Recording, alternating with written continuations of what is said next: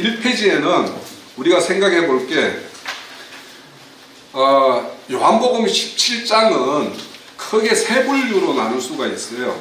우선은 1절에서 5절까지는 예수님 자신이 이 땅에 와서 하나님의 영화롭게 한 일들에 대해서 이렇게 올려드리는 어떤 그런 기도예요. 그게 1절에서 5절이고 6절에서 19절까지는 제자들을 위한 기도예요. 네? 제자들을 위한 기도고 20절에서 26절까지는 앞으로 제자들에 의해서 씨 뿌려져서 다시 믿을 우리와 같은 사람들을 위해서 기도를 하는 것이 20절에서 26절까지 이렇게 대략의 구조는 이렇게 이루어져 있어요.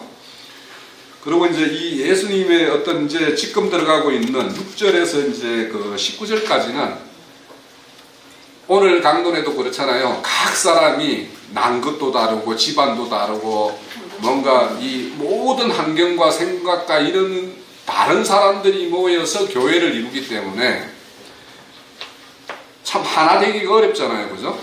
그런데 우리가 오늘 말씀 요한복음 17장에 보면 11절에 보면 우리와 같이 그들도 하나 되게 하옵소서 이렇게 나오죠. 이것이 이제 실질적으로 교회가 되기 위해서는 모든 형제들이 하나 되는 것이 가장 중요한 거죠. 지금 주님의 마지막 그러니까 기도는 교회를 두고 하는 기도가 핵심이에요. 교회를.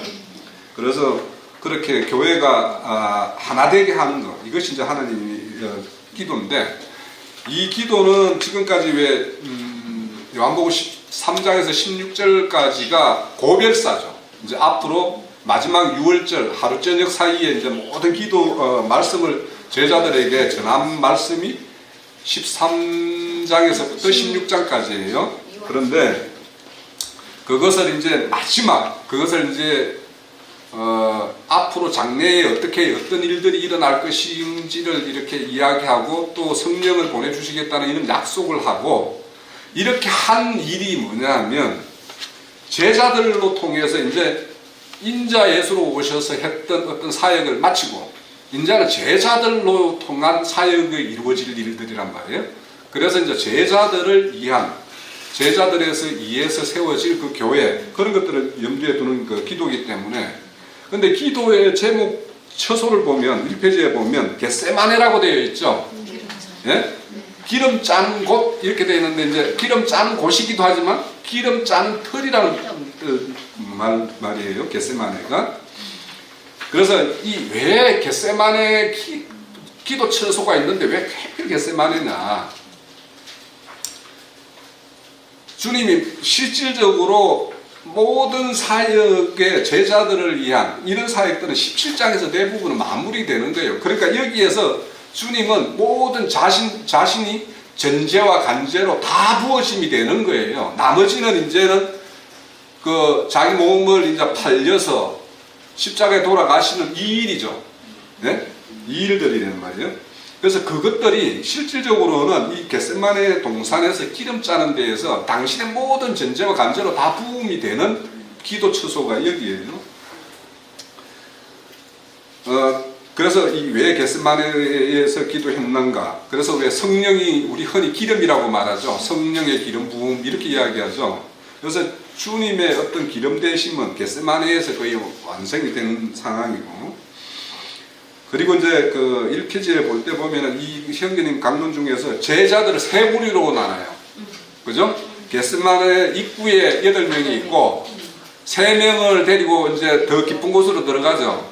들어갔는데 다른 제자들은 기도를 다른 데 보면 겟세마네 기도를 뭐 이렇게 땀이 핏방울이 되도록 이런 기도의 제목은 다른 복음서에도 기록되어 있지만 요한복음처럼 17장에처럼 세세하게 기록되어 있지 않잖아요. 그죠?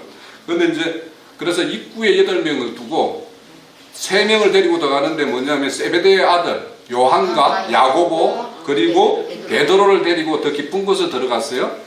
그 들어간 중에서도 또 요한은 더 깊은 곳에 들어가서 예수님의 이 17장의 기도 내용을 다 들어서 이렇게 기록한 건데 저도 사실은 이 말씀을 17장을 들으면서 야 기도하는 걸 어떻게 듣고 그걸 다 이렇게 기록에 옮겼지나 신기하다는 생각을 사실 저도 생각을 했어요. 예? 그러니까 요한이 이 성령의 어떤 그런 그 간섭이 아니었으면 이 17장이 짧지도 않잖아요. 이 요한복음이. 이걸 어떻게 다 기억을 들어서 기억해가지고 막 이렇게 그 자리에서 적었을 건 아닌 거 아니에요.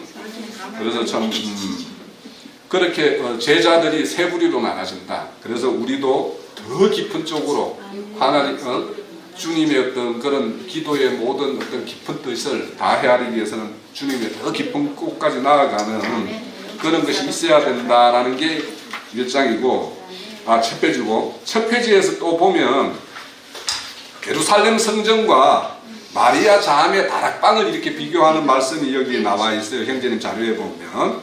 그래서 그 예루살렘 성전은 공적으로 대회로 모이는 곳이잖아요, 그죠? 그런데 마리아 자매의 다락방에는 특별히 하나님의 은혜를 입은 자들이 주님과 함께 모여 있는 그곳이죠, 그죠? 그래서 교회를 예모로 따지는 그런 걸로 따진다면 어제 그 촛불 집회가 있었던 서초동 사랑의 교회 그 사거리가 그 교회가 제일 큰 교회죠. 그렇지만 그 가장 번쩍한 교회지만 하나님은 그런 곳에 계시지 않는다. 그래서 우리 스스로가 건기름 붓는 집에 진리의 말씀이 있는 곳이 아니라고 하면 더 진리가 있는 곳을 찾아야 되겠죠. 찾을 동안까지는 여기 있을 수는 있죠. 그렇지만 만약에 여기가 참 진리가 아닌 것 같다라고 생각되면 더 진리라는 것을 찾아가야 되는 게 성도의 바른 자세예요. 자, 그래서 예모로 그 교회도 예모로 판단하지 말자 이렇게 이제 말씀을 드릴 수가 있고, 자, 이 페이지에 보면 이 말씀을 그 이 페이지 왼쪽 제일 밑에 보면 이 말씀을 하시고라고 있죠. 요한복음 17장 1절이 그렇게 되어 있잖아요.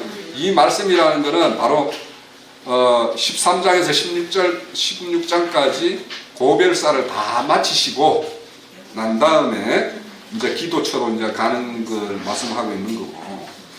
그래서 왜 주님이 이런 기도처를 찾아서 이런 기도를 하느냐. 이제 제자들이 철부지잖아요. 아직 무엇이 어떻게 될지도 모르잖아요. 그죠? 주님이 내가 다시 오마라고 하는 말도 무슨 뜻인지 모르고, 또 뭐 우리가 오래도록 들었던 성령이 오면은 뭔가 죄에 대해, 의에 대해서, 심판에 대해서 이렇게 책망하겠다란 말, 그 뜻도 뭔지 다 모르잖아요. 듣기는 들었지만. 그래서 그런 어떤 하나님, 주님께서 다 당신의 뜻을 전했지만 여전히 철부지 같은 이런 제자들을 두고 복잡한 심정으로 이렇게 기도처를 찾으셨다. 그래서 이 말씀을 듣고 하면서 참 저도 이제 생각한 게 있어요. 우리 교회로 보면 이제 형제님도 뭔가 몸이 안 좋으시다가 지금 캐차를 하고 계시는 중이잖아요. 그래서 참 아직도 준비되지 않은 제자들이 있어서 차마 못 떠나서 이렇게 하나님이 다시 회복해 하신 건가 이런 생각도 들어서 우리 여기 있는 우리 자매나 형제님들이 빨리빨리 준비해야 될 어떤 부분들이 있어서 그런가 보다 이런 생각도 저도 좀 했어요. 또 2페이지 하단에 보면은 눈을 들어 하늘을 우러러 이런 것들을 이제 여기 보면은 경천사상이라고 되어 있죠. 쌤족에. 그래서 뭐 기도하면은 우리 흔히 뭐 일반 교회에 있을 때 우리 손 들어서 막 이렇게 찬양도 하고 했었죠.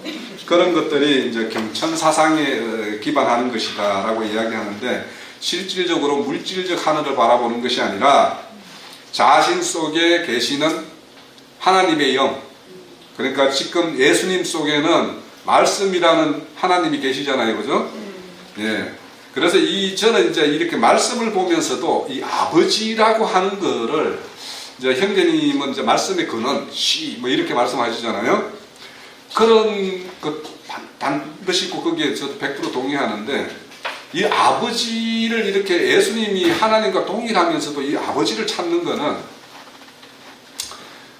하나님이 창조를 하실 때, 창조를 하고자 계획을 세웠을 때 창조 계획과 목적이 있잖아요, 그죠? 우리가 하나님에게 늘 구할 때 하나님의 창조 목적과 계획에 따라서 우리가 하나님에게 뭔가를 구하면 하나님은 반드시 들어줄 거라고 저는 믿어요. 그래서 지금 이렇게 보면은 부족한 제자들이잖아요. 그렇지만 하나님이 이 물질계를 창조하고 하나님이 이렇게 하시는 데에는 목적과 뜻이 있잖아요. 그 뜻을 좀 헤아려서 이 제자들을 좀 살펴주세요 하는 어떤 그런 기도의 어떤 음성으로 저는 이렇게 들렸어요. 자, 3페이지로 넘어가면 그 아버지에 대해서 히브리어로는 아람어로는 파테로 이렇게 말씀을 하고 있죠. 제일 위에. 그래서 이 어근은 생명의 근은 생명의 씨다라고 이야기를 하는 거예요. 그래서 이제 앞서서 말한 대로 이 로고스 말씀이 이제 생명이고 씨인데, 그래서 이는 아버지라는 그 뜻은 창조 계획이라는 게 있고 그 계획과 목적이 있고 그 목적과 계획대로 역사상에 펼치는 게 지금 우리가 살아가는 이 현상계에 일어나는 일들이죠. 그죠? 그러니까 이 현상계의 일은 다 하나님이 창세전에 창조 계획과 목적에 따라서 이루어지고 있고 펼쳐진 거란 말이죠. 그래서 그 창조 계획과 목적을 다시 한번 이렇게 되새기는 말로써 아버지 이렇게 찾는 거다. 그러니까 예수도 이 땅에 오심도 뭐냐면 창조 계획과 목적을 이루기 위해서 이 땅에 오셨거든요. 그죠? 네. 자, 그 중간에 보면 때가 이르사오니 할 때는 이제 주님이 이제 대속제물과 화목제물로 드릴 때가 됐던 거죠. 그래서 마지막 유월절을 맞고 있는 시점이에요. 자, 거기에 또 보면 그래서 이제 때가 이르려니 했는데 이 때가 어느 때냐 하면 이제 십자가에 달리실 때인데 실질적으로 이 때는 뭐냐면 뱀의 머리를 깨는 때가 이 때라는 거예요. 네? 그래서 뱀의 머리를 상하게 하는 거. 그러니까 십자가는 겉에 표상으로는 예수님이 죽는 거지만 실질적으로는 뭐냐면 뱀의 머리가 심판받는 게 십자가의 그 날이란 말이에요. 예.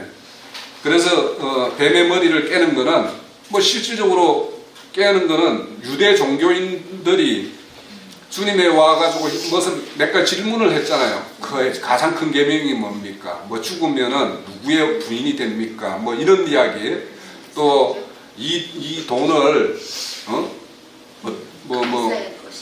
가이사에게 드림이 마땅한지 뭐 이런 말씀, 이런 말을 할 때 그들의 사상을 주님이 그 질문을 통해서 그들의 가지고 있는 사상과 진리가 생각과 이런 저들이 갖고 있는 진리가 거짓임을 주님이 그 질문 가운데서 다 깨버렸죠. 그죠?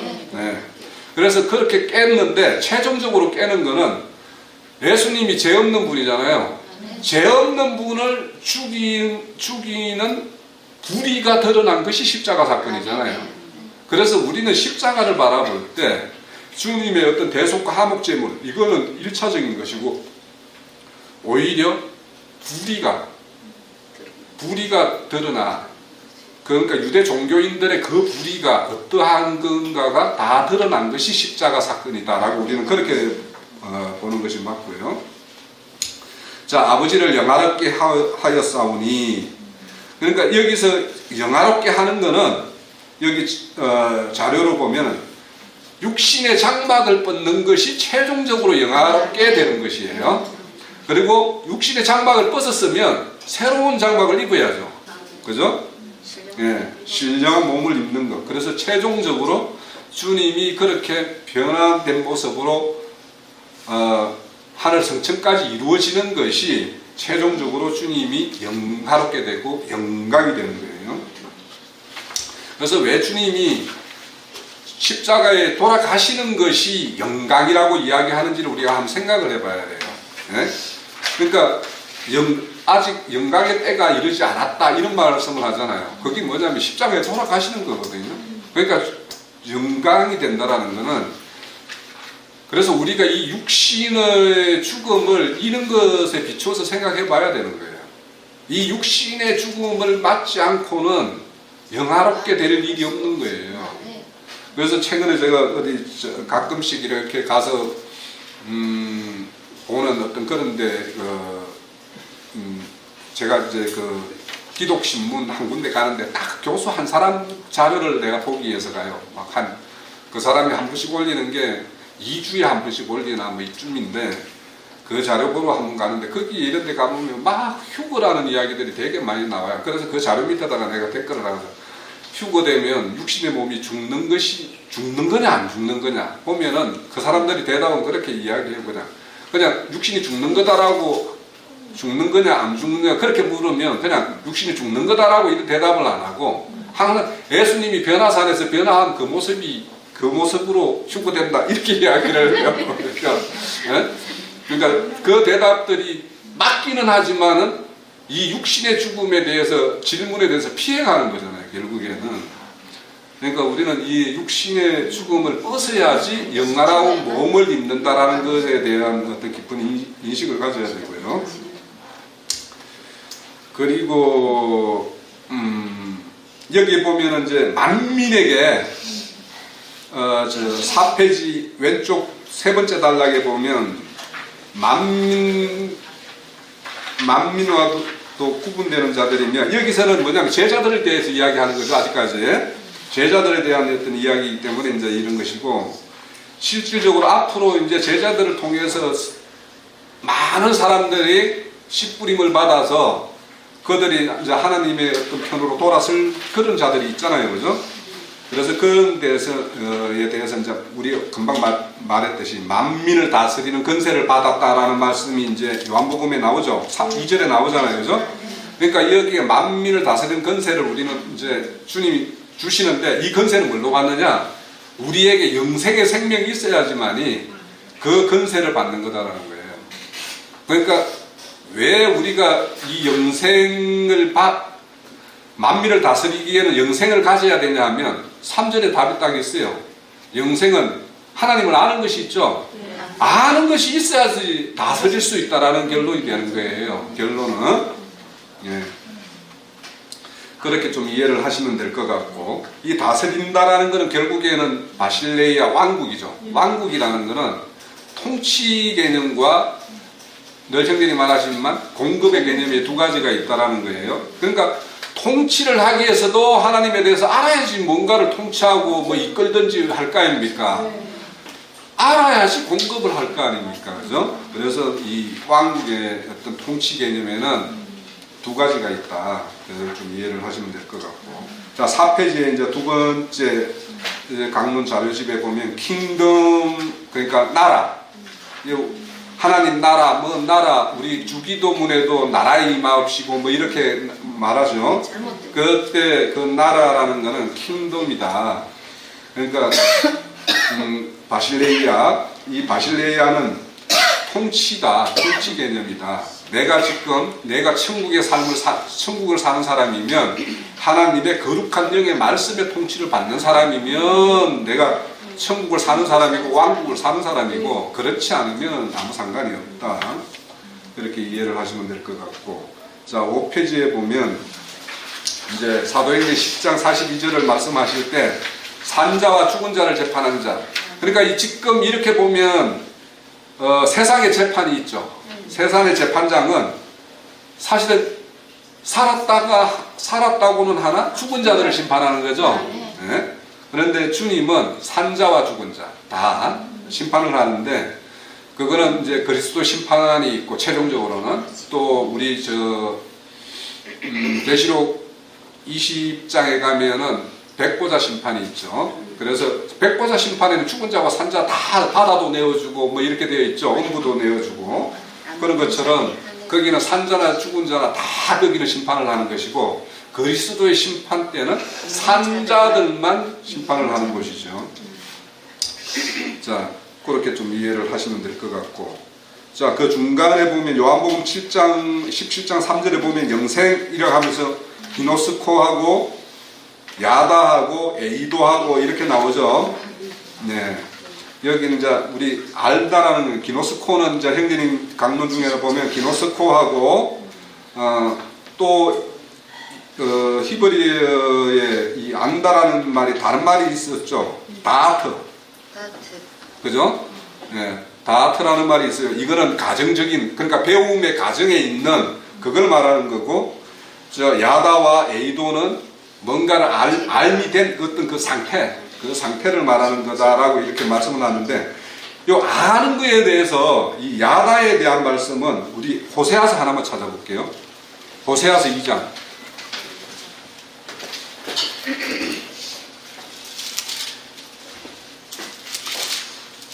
2장 19절. 여기 호세아는 뭡니까? 1259년요. 여기 보면 19절에 보면 내가 내게 장가들어 영원히 살되 공의와 정의와 은총과 긍휼이 여김으로 내게 장가들며 진실함으로 내게 장가들리니 내가 여호와를 알리라. 이렇게 돼 있죠. 요 알리라도 야다예요. 이 야다인데 여기 내용이 19절에서 20절에 이 알에 대한 정의가 다 내려져 있어요. 주님이 이 고멜과 같은 우리죠. 우리와 같은 한테 장가 들어오지 않으면 우리는 주님을 맞이할 이유 방법이 없죠. 그래서 여기 보면 내가 너희에게 장가 갈겠다. 장가 갈게 되면 어떤 걸로 너희들이 너희에게 간다라면 공의와 정의와 은총과 긍휼을 여김으로 내가 장가를 간다라는 거예요. 우리에게 장가 오신다라는 거예요. 내가 장가 들게 되면 너희가 나를 알 것이다. 이런 말을 하죠.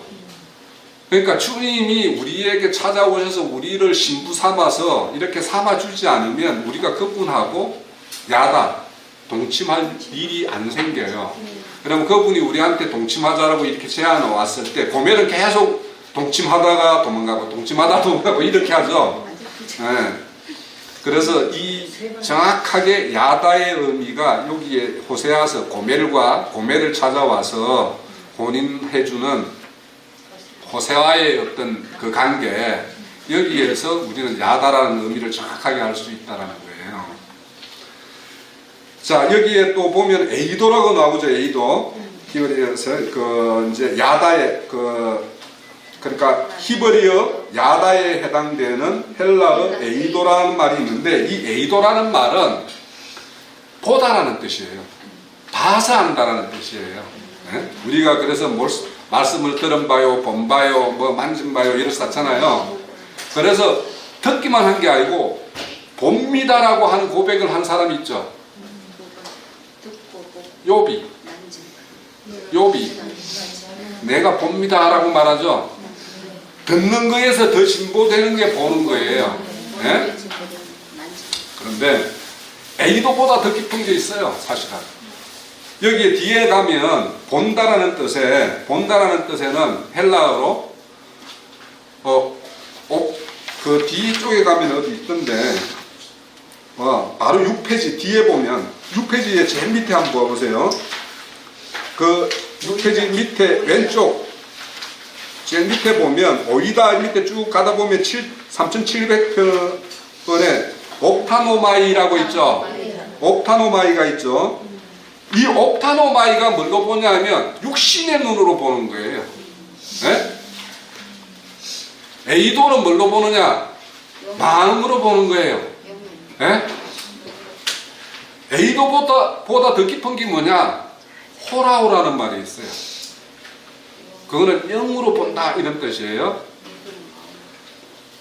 자, 그래서 그렇게 에이도라는 것이 그러니까 이렇게 더 깊은 차원으로 간 것이고 이거보다 더 깊게 가는 것이 있다라는 것만 한번 좀 참고로 이제 알아두시고요. 그리고 이제 그 5페이지 오른쪽에 보면 베드로후서 1장 2절 있죠. 하나님과 우리 주 예수를 알므로 은혜와 평강이 너에게 더욱 많을지어다 할 때 이 알은 기노스코가 아니고 에피그노스코예요. 이 에피와 그노스코의 합성어예요. 아는데 뭘로 아느냐? 하늘적으로 안다는 거예요. 땅적으로 아는 것이 아니라 하늘적으로 안다는 뜻이에요. 그래서 땅의 것을 하늘 것으로 이렇게 해석해내는, 그래서 모형을 보면서 실제를 이렇게 알아내는, 이는 알므로 아는 것이 여기 에피그노시스예요. 또 이제 이사야서 11장 9절에 보면 여호와를 아는, 여기에 이제 대하라는 또 지식, 어견이라는 뜻도 있고, 그 위에 빌립보서 3장 8절에는 기노스코 외에 그노시스라는 어떤 지식이라는 말이 있죠. 이 그노시스에서 영지주의자가 나오는 거예요. 이 영지주의자를 그노시스라고 그래요. 그러니까 뭐냐면 지식으로 막 이렇게 알면서 뭐냐면 지식으로 알게 되면 어떻게 알게 되냐? 영적으로 아는 게 아니죠. 예, 그래서 어떻게 되냐면 그노시스주의자들은 예수가 어떻게 육신을 입고 이 땅에 올 수 있냐라고 하는 그런 1차적인 부정이 있고, 또 우리 요한일서 4장에 보면 육체 안으로 오는, 육체로 오는, 거기에 보면 이제 그 헬라어로는 N이라는 전치사가 쓰여요. 그러면 육체 안으로 오는, 그러면 지금 우리가 성령이 우리 육체 안으로 오는 거죠. 그런데 이거를 부정하는 사람들이 그노시스주의자들이에요. 어떻게 거룩한 영이 썩을 몸 안으로 오냐, 이렇게 말하는 사람들이 그노시스 영지주의자들이에요. 네. 그리고 이제 에레미야 9장 24절에 보면 아는 것과 그 밑에 보면은 공평과 정직을 땅에 행하는 주인 줄 깨닫는 것이라 이렇게 돼 있죠. 여기 실질적인 그 헬라어 성경에는 깨닫는 것이라는 말이 없어요. 깨닫는 것이나 나는 이런 말이 없고, 이걸 싹 지우고 공평과 정직을 땅에 행하는 자인 줄, 이런 것들을 이렇게 아는 것이 기뻐한다라는 뜻이에요. 실질적으로는 이 말 뜻이. 그런데 이제 의역을 해서 이렇게 깨닫는 것을 하나님이 기뻐한다 이렇게 의역을 해놓은 것이기는 한데, 그래서 이 깨닫는다라는 말과 여기에 나오는 깨닫는 말과 아는 자는 것은 비교할 필요가 없는 거예요. 자, 알게 되면, 하나님을 알게 되면 여기에서 어떻게 알게 되냐? 하나님의 인애와 공평과 정직을 알게 된다는 거예요. 그러니까 하나님을 알기는 알되 인애와 공평과 의를 행사하는 분이다. 그 정직이라는 말이 의예요. 의를 행사하는 분인 줄 안다라고. 그럴 때 이제 제대로 아는 것이 되겠죠. 그러니까 우리가 늘 하나님은 은혜와 사랑과 이런 것만 말하고 공평만 말하고 의를 말하지 않으면, 하나님은 불의를 쟁취하시는 분인데, 불의를 말하지 않으면 하나님의 심판이라는 말을 자꾸 배제시키려고 한단 말이에요. 하나님은 불의한 것에 대해서 반드시 심판을 내리는 그런 하나님인 것도 알아야지 하나님을 아는 거예요. 늘 사랑의 하나님만 알면 그게 정상적으로 아는 게 아니다라는 거예요. 자, 호세아서 보면 6장 제일 밑에 5페이지 제일 밑에 보면 알자, 여호와를 알자 이렇게 되어 있는데, 이때 다 동침하여 아는 그 야다를 의미하는 그 단어라는 걸 좀 이렇게 이해를 하시고,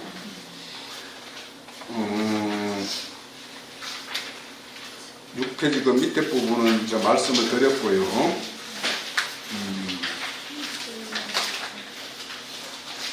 그 6페이지 오른쪽 그 두 번째 단락에 보면 본문에서 안다, 기노스코는 안다라는 것은 체득하여 결과를 아는 어떤 지식을 채워가는 가정의 어떤 지식이다라는 거죠. 여자 단계, 신앙으로 보면 여자 단계의 신앙. 그래서 이것이 지식이 완전히 생명화가 된 사람들을 남자라고 이야기할 수 있는 거죠. 그래서 이제 여자이고, 거기에 이제 여자로 본다면 그것이 익어서 아내가 되고 신부가 되고, 여자가 신부가 되고 신부가 아내가 되는 이런 걸로 이제 이렇게 나아가는 그런 걸로 이제 볼 수가 있고요. 또 거기 보면 이제 동침을 연합이라는 말로 이렇게 행전이 이제 연결시켜서 이렇게 설명을 하고 있죠. 그러니까 동침이라는 거는 연합이는 다른 말과 똑같은 말이죠. 그러니까 연합을 하거나 동침을 하려면 생각과 마음이 같아야지 연합이 되고 동침이 가능한 거 아닙니까? 그죠? 네. 자, 7페이지로 또 넘어가 볼게요.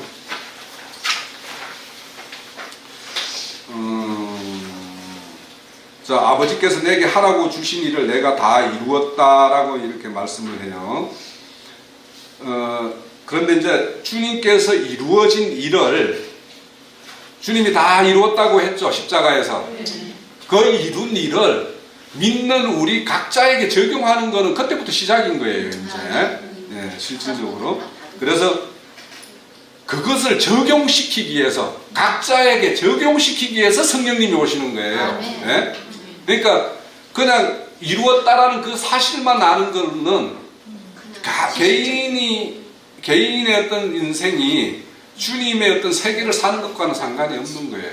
그것을 살게 하기 위해서는 성령님이 오셔야지만이 그 성령이 임한 자만 그 세계를 살 수가 있는 거예요. 또 이제 말씀을 하시면서 신성한 인격, 신성, 인성 이런 말씀을 말했어요. 그러니까 하나님은 여호와 하나님은 신성으로만 계시는 분이죠. 그래서 그분을 우리 인생들이 만나면은 죽임을 당할 수밖에 없죠. 그런데 인자 예수는 그분 안에 신성과 참 사람인 인성을 가지고 있기 때문에 우리를 그분과 함께 할 수 있는 거예요. 그러니까 인성과 신성이 함께 하지 않는 그리스도라면 우리는 그를 그리스도라 할 수가 없어요. 자, 그래서 그리스도와 여호와 하나님은 그렇게 차이가 난다. 그렇게 좀 이해를 하시면 되겠고, 그래서 밑에 보면 또 7페이지 밑에 요한복음 19장 30절 그 바로 위에 줄에 보면 영원한 생명인 그 영으로 제자들 속으로 들어오실 수 있게 되었다라는 거, 이것이 뭐냐 하면 그분이 우리가 잘 알다시피 그 영, 그죠? 살려주는 영, 간제가 된 영, 감람기름이 간유가 된 그 어떤 영, 그 영이 우리한테 오셔야지만이 우리가 지금 요한복음 어떤 말씀 중에 나오냐면 이게 그거예요. 지금 만국을 다스리는 그 다스리게 하기 위해서는 그 영이 우리한테 와야 된다는 걸 지금 말씀하고 있는 거예요. 그 말씀이 지금 진행 중에 있는 겁니다. 자, 영에 대한 이야기 8페이지로 가면 우리 영에 대한 이야기는 그렇게 계속 이렇게 나눌 필요는 없을 것 같고, 이게 사전적인 의미니까 그냥 이렇게 참고로 하시고 넘어가시면 될 것 같고요. 8페이지 아랫단 그 두 번째 단락에 보면 육신이 되신 인자 예수의 영은 십자가 혈육의 몸을 잠시 떠나셨다가 아버지와 함께 바위의 쇠무덤에 장사된 혈육의 몸을 영의 몸으로 변형되어서 혼까지 영화롭게 되었다라고 이야기를 해요. 그래서 우리가 이 영화롭게 됐다라는 말을 우리가 지난주에 약간 이렇게 혼돈하는 그 경험을 봤는데, 이 영화롭게 됐다라는 거는 다른 말로 등치시키면 영광스럽게 됐다라는 뜻이에요. 혼이 영화됐다, 영적으로 됐다 이런 뜻이 아니에요. 이 말은 영광스럽게 하나님의 생각과 모든 마음, 이런 정신이 다 영화롭게 이루어졌다 이런 뜻입니다. 빨리 좀 넘어갈게요. 자, 또 9페이지 위에 보면은 생명의 근원이신 아버지의 말씀 안으로 이끌어 말씀의 산인격이 교회 안에 이끌어 오심. 그러니까 생명의 근원이신 분에게 우리도 그의 안으로 들어가야 되죠. 그분이 또 교회 안으로, 우리 안으로 오셔야 되는 거예요. 그래야지 이게 온전한 동침이 이루어지는 거예요. 그래서 교회와 주님은 서로가 거처가 돼야 되는 거예요. 네. 그렇게 하기 위해서 주님이 우리를 심령성전을 지어가는 거고, 그 심령성전이 모여서 교회를 이루는 거고요. 자, 왼쪽 중간쯤 보면 하나님의 영원한 목적, 그분의 궁극적인 의도는 그분 자신을 나타내고 표현하는 것이니, 영화롭게 됨은 바로 나타냄을 의미한다.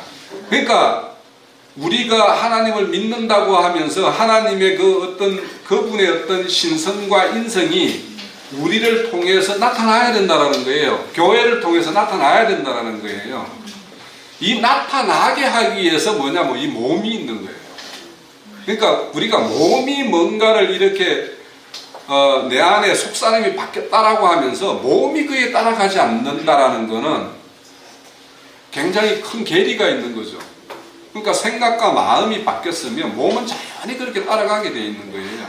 그런데 그게 이 사람이 말이나 뭔가 시식으로는 속사람이 뭔가 이 성경적인 이야기를 하고 하는데 몸이 그렇게 따라가지 않는 거는 그 사람의 어떤 생각과 이것이 관념 속에서 자기 생각 속에서 이렇게 머물러 있는 상태예요. 그래서 그거를 관념적인 이해, 관념적인 신앙 이런 것이 되면 그건 생명과 아직까지 그 생명으로의 어떤 진전이 이루어지지 않은 상태예요. 그러니까 반드시 몸이 거기에 따라서 이렇게 나타나는 것이 우리의 어떤 생명화된 어떤 그런 어떤 겉으로 드러남이에요. 또 그 제일 밑에 보면은 하나님 제일 밑에요. 왼쪽 제일 밑에 하나님께서 자기 자신의 형상대로 사람을 창조하신 의도는 사람이신 예수 그리스도를 통해 조물주 하나님을 표현하기 위함이니 인자 예수는 보이지 아니하는 하나님의 나타나심이 됐죠. 예, 그죠? 예. 그 나타나심이 됐고 그 영이 우리 속에 들어오면 우리를 통해서 그 영이 나타나야 되는 거죠. 자, 여기 또 보면 이제 뭐 형상, 첼렘, 모양, 대무터 이런 말씀이 나와요. 그래서 우리가 이 둘째 단락에 보면 속 부분에서 새 창조를 시작하여 그 부분까지 부활하신 예수와 같은 형상과 모양으로 다시 창조하는 작업들이 이루어진다. 그래서 우리가 창세기 1장에 보면 만든다라는 말도 있고 짓는다라는 말도 있고 예? 창조하다는 말도 있고 그래요. 그래서 그 창세기 1장의 말씀은 하나님이 앞으로 하실 일들을 전체적으로 총론적으로 이렇게 말씀을 요약해 놓은 거예요. 거기 다 이루어진 것이 아니고 앞으로 이걸 이루겠다라는 것이고 2장부터는 그것을 구체적으로 이제 이루어가는 작업을 아담으로부터 시작해서 이렇게 이야기해 간 거예요. 그래서 첫사람 아담은 하나님의 형상과 모양을 갖춘 사람이 아니에요. 예? 예. 그래서 둘째 아담인 예수 그리스도의 모양으로 우리는 계속 지음을 입고 가야 되는 사람들이에요. 그래서 그걸 위해서 이제 혼의 변화가 일어나야 되고 영의 몸을 입어야 되는 걸로 이렇게 최종적으로 이제 그 구원의 완성을 이렇게 말씀하고 있죠. 자, 10페이지. 자, 그래서 영광을 나타나는데 그 예로 들은 것이 뭐냐면 9페이지 오른쪽 제일 밑에 보세요. 식물의 예로 든다면 영화롭게 되면 꽃을 피우는 것도 영화로움을 하나의 1차적인 영화로움이죠. 그죠? 식물이 나서 꽃도 못 피우고 사그라지는 것도 있잖아요. 그죠? 그래서 꽃을 피웠어요. 꽃을 피면 그 꽃 속에는 열매를 맺죠. 그죠? 그러면 열매를 맺기 위해서는 반드시 그 화려한 꽃이 져야지만 열매를 맺잖아요. 그죠? 그래서 그 식물의 예로 꽃을 피우는 영광과 열매 맺는 영광으로 이렇게 비유했어요. 그러니까 우리의 어떤 신앙도 화려한 시절이 있어요. 신앙생활을 하면은 뭐 각자가 이렇게 여정 가운데에서 가장 자기 스스로 이렇게 보면은 겉으로 볼 때 가장 화려했던 시절이 있는데 그 시절이 지나야지 이렇게 참 열매가 맺어져서. 근데 여기에서 열매라는 게 바로 뭐냐 하면 만국을 다스리는 제자로 인해서 다스림을 받을 자들이 하나님의 참 열매가 되는 거죠. 결국에는 예, 그런 열매를 이렇게 말씀하고 있다.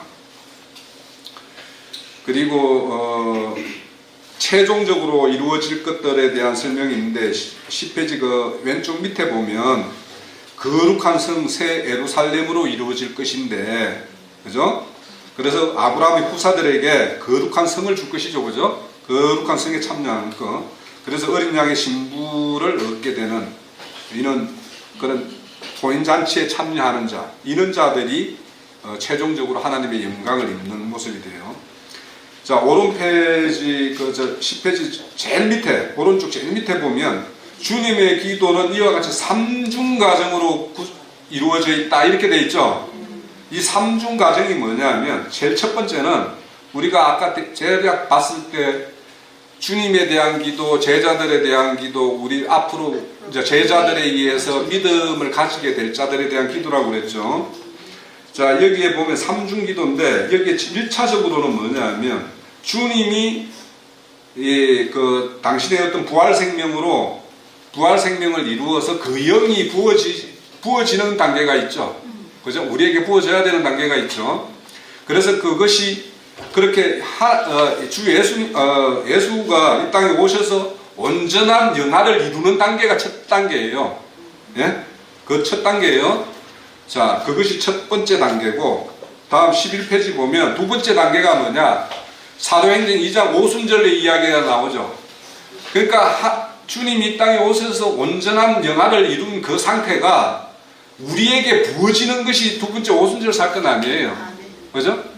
이것이 두 번째예요. 그래서 이 기도가 그래야지 제자들을 위한 기도잖아요. 제자들을 위한 기도는 성령이 오시면 완성되는 기도예요. 제자들에게. 그죠? 그래서 제자들에 대한 기도고, 마지막으로는 이제 이런 제자들에 의해서 씨뿌림을 받아가지고 새로운 생명을 얻은 자들이 어린 양 신부, 그래서 천년왕국 직전에 어린 양의 혼인잔치가 이루어지죠.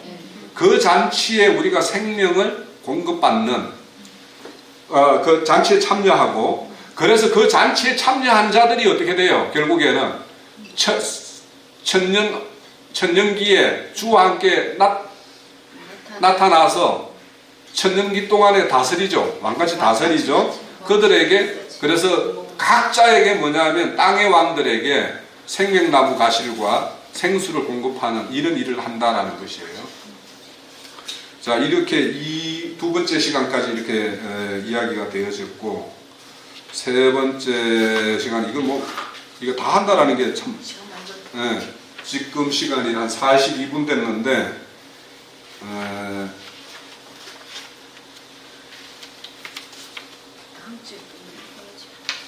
다음 주에는 또 다음 주 할 것이 또 생기겠죠, 그죠? 그래요. 이렇게 이런 어떤 이해의 범위 내에서 어떻게 말씀을 이렇게 추구해 가시고, 나머지 3편, 4편은 이 자료가 지난주에는 없었잖아요, 그죠? 없었으니까 지금은 이제 이 자료가 있으니까 이 자료를 기반해서 다시 한번 들을 수 있으면 다시 한번 듣든지, 그리고 이게 문제는 이제 다음 편들을 형제님이 먼저 빨리 올려주면 내가 다음 한 주간 동안에 형제님 점거할 것들을 미리 내가 프린트를 해드리면은 그냥 이거 자료 가지고 이렇게 들으시면 편하실 텐데, 형제님이 미리 안 올려주셔가지고 지금 그 강론 네 번째 거는 아직 진행 중이에요. 그래서 네 번째 거 듣는 것만이라도 요 말씀에 기반해서 이렇게 들으시고, 제가 좀 시간이 이렇게 되면 가능하면 지난주처럼 이렇게 요약을 한번 해서 이렇게 드리든지 그렇게 해서 할게요. 자, 지금까지 강론이 그래도 형제님 강론한 것 중에서 한 6, 7편 정도까지는 거의 대략은 요약이 된 것 같기는 해요. 예, 그렇게 이해를 합시다. 그럼 오늘은 요 정도로 마칩니다.